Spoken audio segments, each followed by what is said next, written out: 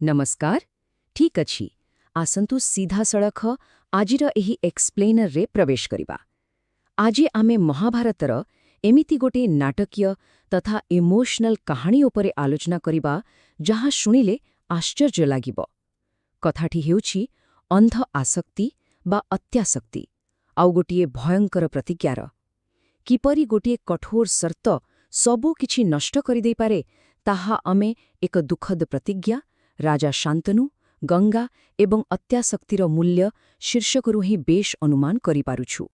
ଏହି ପୂରା କାହାଣୀର ଗମ୍ଭୀରତା ଆଉ ମାନସିକ ଚାପକୁ ବୁଝିବାକୁ ହେଲେ ଆମକୁ ପୂରା ଆରମ୍ଭରୁ ହିଁ ଦେଖିବାକୁ ପଡ଼ିବ। ଏଇ ଗୋଟିଏ ଧାଡ଼ି ଉପରେ ଟିକିଏ ଧ୍ୟାନ ଦିଅନ୍ତୁ।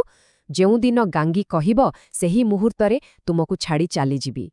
ବାସ୍ତବରେ ଏଇଟା କୌଣସି ସାଧାରଣ ସର୍ତ୍ତ ନଥିଲା, ବରଂ ଗୋଟେ ଖଣ୍ଡା ଭଳି ଥିଲା ଯାହା ସବୁବେଳେ ସେହି ସମ୍ପର୍କ ଉପରେ ଝୁଲି ରହିଥିଲା। ଆଉ ଏହିଠାରୁ ହିଁ ସବୁକିଛି ଆରମ୍ଭ ହୋଇଥିଲା।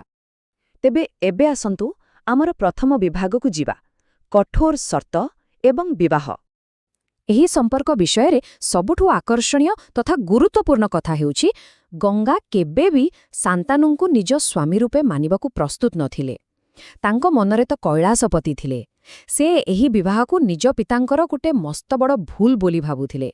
ଆଉ ଏଇ ଅସନ୍ତୋଷ ମାନେ ଭିତରେ ଭିତରେ ଜମା ହୋଇଥିବା ରାଗ କେମିତି ଆଗକୁ ବିସ୍ଫୋରକ ରୂପ ନେଉଛି ତାହା ଆମେ ଆଗକୁ ନିଶ୍ଚୟ ଦେଖିବା। ବର୍ତ୍ତମାନ ବିବାହ ପୂର୍ବର ଏହି ସର୍ତ୍ତଗୁଡ଼ିକୁ ଟିକେ ଦେଖନ୍ତୁ। ଶାନ୍ତନୁ ସବୁବେଳେ ତାଙ୍କୁ ଗଙ୍ଗା ଡାକିବେ, କେବେ ବି କଟୁକଥା କହିବେନି, ଆଉ ସେ ଯାହା ବି କଲେ କେବେ ବାଧା ଦେବେନି, ମାନେ ସମ୍ପୂର୍ଣ୍ଣ ସ୍ୱାଧୀନତା। ଆଉ ସବୁଠୁ ବଡ଼ ଆଶ୍ଚର୍ଯ୍ୟର କଥା ହେଉଛି ଶାନ୍ତନୁ ଗଙ୍ଗାଙ୍କ ପ୍ରତି ଏତେ ଅନ୍ଧ ଆକର୍ଷଣରେ ଥିଲେ ଯେ ବିନା ପ୍ରଶ୍ନରେ ଏତେ କଠୋର ଆଉ ଅଯୌକ୍ତିକ ସର୍ତ୍ତକୁ ହଁ ମାରିଦେଲେ, ଯେମିତିକି ନିଜେ ହିଁ ଏକ ଭୟଙ୍କର ବିପର୍ଯ୍ୟୟକୁ ଡାକି ଆଣିଲେ। ଏହା ଆମକୁ ନେଇଯାଉଛି ପରବର୍ତ୍ତୀ ବିଭାଗକୁ, ଯାହା ହେଉଛି ଅମାନବୀୟ ଆଚରଣ ଏବଂ ନିଷ୍ଠୁରତା। ବିବାହ ପରେ ହଠାତ୍ ସବୁକିଛି ଖରାପ ହୋଇନଥିଲା। ଏହି କ୍ରମ ବିକାଶକୁ ଟିକେ ଧ୍ୟାନ ଦିଅନ୍ତୁ।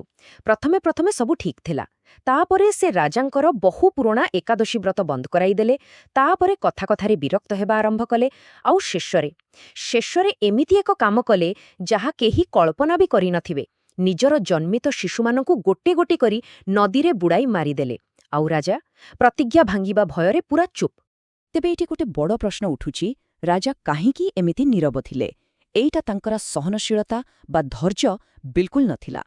ଏହି ଶବ୍ଦଟିକୁ ନୋଟ୍ କରନ୍ତୁ, ଅତ୍ୟାସକ୍ତି, ମାନେ ଏମିତି ଏକ ଅନ୍ଧ ଆକର୍ଷଣ ଯାହା ଭଲମନ୍ଦ ବିଚାର କରିବା ଶକ୍ତିକୁ ସମ୍ପୂର୍ଣ୍ଣ କବଳିତ କରିଦିଏ। ଏହି ଅତ୍ୟାସକ୍ତି ହିଁ ତାଙ୍କୁ ଜଣେ ପିତା ଓ ଜଣେ ରାଜା ଭାବରେ କିଛି ବି କରିବାକୁ ଦେଇନଥିଲା। ସେ ପୂରାପୂରି ପଙ୍ଗୁ ହୋଇଯାଇଥିଲେ।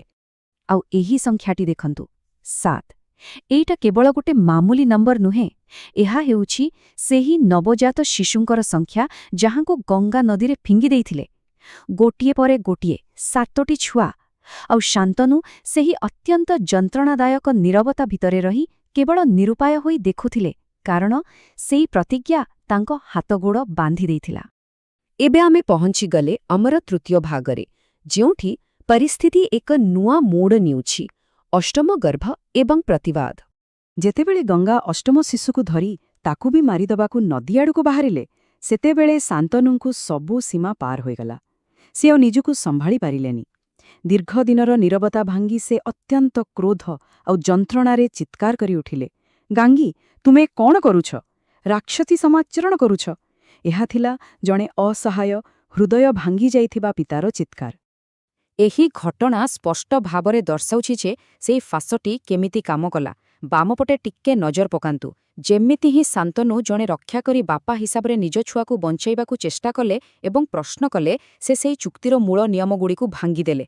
ଆଉ ଡାହାଣ ପଟେ ଦେଖନ୍ତୁ ଏହାର ପରିଣାମ। ଗଙ୍ଗାଙ୍କୁ ତ ଯେମିତି ଏଇ ଗୋଟିଏ ବାହାନା ହିଁ ଦରକାର ଥିଲା। ସଙ୍ଗେ ସଙ୍ଗେ ଘୋଷଣା ହୋଇଗଲା ଯେ ସର୍ତ୍ତ ଉଲ୍ଲଙ୍ଘନ ହୋଇଯାଇଛି।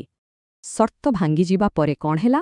ଆସନ୍ତୁ ଦେଖିବା ଚତୁର୍ଥ ଭାଗ, ଗଙ୍ଗାଙ୍କ ପ୍ରସ୍ଥାନ ଏବଂ ଶୋକ। ଆଶ୍ଚର୍ଯ୍ୟର କଥା ହେଉଛି, ଏତେ ସବୁ ଘଟିଗଲା ପରେ ବି ଗଙ୍ଗାଙ୍କ ମନରେ ଟିକିଏ ବି ଅନୁଶୋଚନା ବା ଦୁଃଖ ନଥିଲା। ସେ ଖୁବ୍ ନିର୍ବିକାର ଭାବରେ କହିଲେ, ଏଥର ମୁଁ ଚାଲିଲି। ଠିକ୍ ସମୟରେ ତୁମର ପୁଅକୁ ତୁମକୁ ଫେରାଇଦେବି।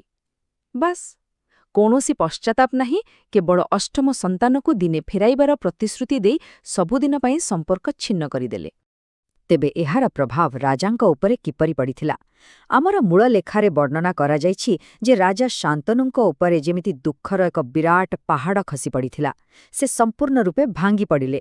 ଗୋଟେ ବଡ଼ ସାମ୍ରାଜ୍ୟର ସମ୍ରାଟ ହୋଇ ମଧ୍ୟ ସେ କେବଳ ସେଇ ନଦୀ କୂଳରେ ଗୋଟେ ଉଦାସୀନ ଶୋକାକୁଳ ମଣିଷ ଭଳି ଘୂରି ବୁଲିବାକୁ ଲାଗିଲେ। ଏମିତି ଅନେକ ବର୍ଷ ବିତିଗଲା। ଏବେ ଆସନ୍ତୁ ଦେଖିବା ଆମର ଶେଷ ଭାଗ, ଦେବବ୍ରତଙ୍କ ପ୍ରତ୍ୟାବର୍ତ୍ତନ। ଦିନେ ସେହି ଗଙ୍ଗାନଦୀ କୂଳରେ ବୁଲୁ ବୁଲୁ ରାଜା ହଠାତ୍ ଜଣେ ଅତି ସୁନ୍ଦର ତଥା ଆକର୍ଷଣୀୟ ଯୁବକଙ୍କୁ ଦେଖିଲେ। ସବୁଠୁ ବଡ଼ ଆଶ୍ଚର୍ଯ୍ୟର କଥା ଥିଲା, ଏହି ଯୁବକ ଜଣକ ଦେଖିବାକୁ ଅବିକଳ ରାଜା ଶାନ୍ତନୁଙ୍କ ପରି ଥିଲେ, ଯେମିତିକି ତାଙ୍କର ନିଜ ଦର୍ପଣ ପ୍ରତିବିମ୍ବ। ଏହା ଦେଖି ରାଜା ଆଶ୍ଚର୍ଯ୍ୟ ହୋଇଗଲେ, ଯାହା ସୂଚାଉଥିଲା ଯେ ଗଙ୍ଗା ଦେଇଥିବା ପ୍ରତିଶ୍ରୁତି ପୂରଣ ହେବାର ସମୟ ବୋଧହୁଏ ପାଖେଇ ଆସିଛି। ଠିକ୍ ସେତିକିବେଳେ କୌଣସି ଏକ ଯାଦୁ ଭଳି ଗଙ୍ଗା ସେଠାରେ ପହଞ୍ଚିଗଲେ। ସେ ଜଣାଇଲେ ଯେ ଏହି ଯୁବକ ଆଉ କେହି ନୁହେଁ ବରଂ ସେମାନଙ୍କର ସେହି ରକ୍ଷା ପାଇଥିବା ଅଷ୍ଟମ ସନ୍ତାନ ଦେବବ୍ରତ। ଆଉ ତାଙ୍କର ଗୁଣାବଳୀ ବିଷୟରେ ଜାଣିଲେ ଆପଣମାନେ କେହି ବି ଆଶ୍ଚର୍ଯ୍ୟ ହୋଇଯିବ। ସେ ବେଦ ଆଉ ବେଦାନ୍ତରେ ପୁରା ପାରଙ୍ଗମ ଥିଲେ, ସମସ୍ତ ବିଦ୍ୟାରେ ନିପୁଣ ଥିଲେ। ମାନେ ରାଜସିଂହାସନ ପାଇଁ ଏବଂ ରାଜକୀୟ ପରମ୍ପରାକୁ ଆଗକୁ ନେବା ପାଇଁ ସେ ସମ୍ପୂର୍ଣ୍ଣ ଭାବେ ପ୍ରସ୍ତୁତ ହୋଇସାରିଥିଲେ। ଆଉ ତାପରେ ଗଙ୍ଗା କ'ଣ କଲେ? ସେ ନିଜ ପୁଅକୁ ଆଶୀର୍ବାଦ କଲେ ଆଉ ଅତି ଥଣ୍ଡା ମିଜାଜରେ କହିଲେ, ମୋର କର୍ତ୍ତବ୍ୟ ଶେଷ ହୋଇଛି, ଏହାକୁ ରଖ। ବାସ୍, ଏତିକି କହି ସେ ସବୁଦିନ ପାଇଁ ଅନ୍ତର୍ଦ୍ଧାନ ହୋଇଗଲେ। ଏତେ ବର୍ଷର ଦୁଃଖ, କୋହ ଆଉ ଯନ୍ତ୍ରଣା ପରେ ଶେଷରେ ଜଣେ ବାପା ଆଉ ପୁଅର ମିଳନ ହୋଇପାରିଲା। ଯେହେତୁ ଆମେ ଏହି ଏକ୍ସପ୍ଲେନର ଶେଷ ପର୍ଯ୍ୟାୟକୁ ଆସିଗଲେଣି, ଏହି କାହାଣୀ ଆମକୁ ଏକ ବହୁତ ବଡ଼ ନୈତିକ ପ୍ରଶ୍ନ ପଚାରୁଛି। ଟିକେ ଭାବନ୍ତୁ ତ, ପ୍ରକୃତରେ ବିନାଶ କାହା ଯୋଗୁଁ ହେଲା? ଗୋଟିଏ ପଟେ ଶାନ୍ତନୁଙ୍କର ସେହି ଅନ୍ଧ ଆସକ୍ତି, ଯାହା ଅନ୍ୟାୟ ସହିବାକୁ ବାଧ୍ୟ କଲା, ନା ଅନ୍ୟପଟେ ଗୋଟେ ନିଷ୍ଠୁର ପ୍ରତିଜ୍ଞା ପ୍ରତି ଗଙ୍ଗାଙ୍କର ସେହି କଠୋର ଅନୁପାଳନ, ଯେଉଁଥିରେ ସ୍ନେହ ମମତାର କୌଣସି ଜାଗା ହିଁ ନଥିଲା? ଏହା ନିଶ୍ଚିତ ଭାବେ ଆମକୁ ପ୍ରେମ, କର୍ତ୍ତବ୍ୟ ଆଉ ଆମେ କରୁଥିବା ପ୍ରତିଜ୍ଞାର ଭବିଷ୍ୟତ ପରିଣାମ ବିଷୟରେ ଗଭୀର ଭାବରେ ଚିନ୍ତା କରିବାକୁ ବାଧ୍ୟ କରୁଛି। ତେବେ ଏହି ବିଶ୍ଳେଷଣରେ ଏତିକି। ଆଶା କରୁଛି ଏହା ନିଶ୍ଚିତ ଭାବେ କିଛି ନୂଆ ଦୃଷ୍ଟିକୋଣ ଆଉ ଚିନ୍ତାଧାରା ଯୋଗାଇବ। ଧନ୍ୟବାଦ।